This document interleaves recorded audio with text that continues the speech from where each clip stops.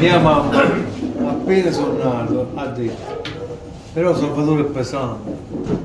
E ha cominciato a chiamarmi Salli, no Selli. Salli. Io da come mi chiamano riesco a capire il livello di conoscenza. Se mi hanno solo letto mi chiamano Selli, se mi conoscono davvero mi chiamano Salli, se hanno fatto le scuole superiori mi chiamano Cangiano, se hanno fatto le scuole elementari mi chiamano Salvatore. Mio padre ha fatto il batterista dagli anni 60 fino al 72, io sono nel 73, quindi non l'ho mai visto mio padre suonare la batteria, però mio padre era socio di 2 radio private, quindi a casa mia c'erano i dischi, i vinili di 2 radio. E quando mio padre andava a lavorare, lavorava alla SIP, e mi diceva quando non ci sto io non mettere i dischi che mi rompi la puntina, che appena si chiama mio padre e mi sentivo tutti i dischi disponibili, tutti. Da Raffaella Carrà a John Coltrane, voglio essere io. Quando una cosa non mi piace mando a fanculo la gente, quando mi piace dico sì. E penso che è piaciuta la schiettezza, l'essere diretto, anche perché poi tu dici beh, ma ci stanno un sacco di cagate. Io essendo di Piedimonte Matese, per noi Napoli era lontano all'epoca, adesso Napoli è vicino, ma negli anni *80 Napoli, io volevo imparare la chitarra con qualche maestro, ma non c'erano maestri a Piedimonte Matese. Ce n'era uno solo che faceva lo chansonniere. Ho fatto 2 lezioni perché quando parlavo sputavo.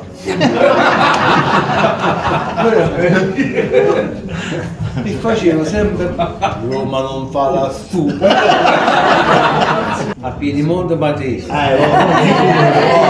nel 1983. Ci stava Adriano del negozio di confetti che sapeva quasi tutti gli accordi, quasi tutti. E allora io andavo da Adriano e ogni tanto dicevo mi fai vedere come si prende l'accordo di Mi maggiore, e lui lasciava dietro al bancone la chitarra, gli faceva vedere Mi maggiore e io a casa prendevo sempre quei 3 accordi e forzavo mia mamma a cantare mentre lavava i piatti. A ottobre scorso siamo andati a fare una cosa con lei a Torino. E che ti porto a fare la chitarra? Non mi porto la chitarra. 2 giorni non l'ho saputo. Che ho fatto la sera io? Come fai? Mi sono comprato la chitarra. Questa è una chitarra che costa 400 euro, costa 400 euro 20 anni, 30 anni fa. Ed è quella che mi dà da mangiare, è quella. E poi a casa tengo la Paradiso che teneva Pino Daniele, a 175 dell'88, a 335 dell'82, ma sono talmente belle che io se le guardo una volta di più mi mette paura. È una malattia, perché ma c'è una spiegazione. Tutti gli artisti in qualsiasi campo ricercano quello che non esiste.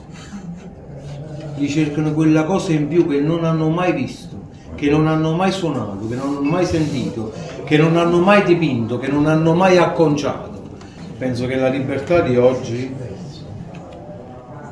è finta, erano più liberi negli anni 60 e negli anni 70. Ci sono delle volontà superiori che riescono a dirigere e a plasmare ciò che deve piacere. Forgia le menti affinché possano, come dire, accogliere delle cose che loro decidono che deve piacere. Si sta osannando dei gruppi che ci facevano cagare. Adesso se sentiamo che confusione sarà perché ti amo. Parlano opera tutta la cultura musicale che ci siamo sorbiti noi.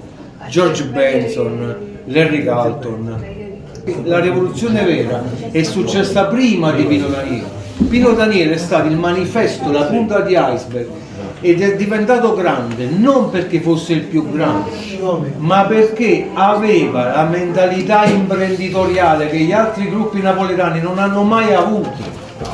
I Napoli Centrale avevano 2 palle così, solamente che hanno passato tutta la loro carriera, stanno appiccicati, mo cagnavano uno, mo cagnavano mo facevano così. Piero Daniele che ha fatto? Nell'85 ha detto basta gruppi napoletani. Faccio un bello disco per il Botti, chiamo tutti gli americani.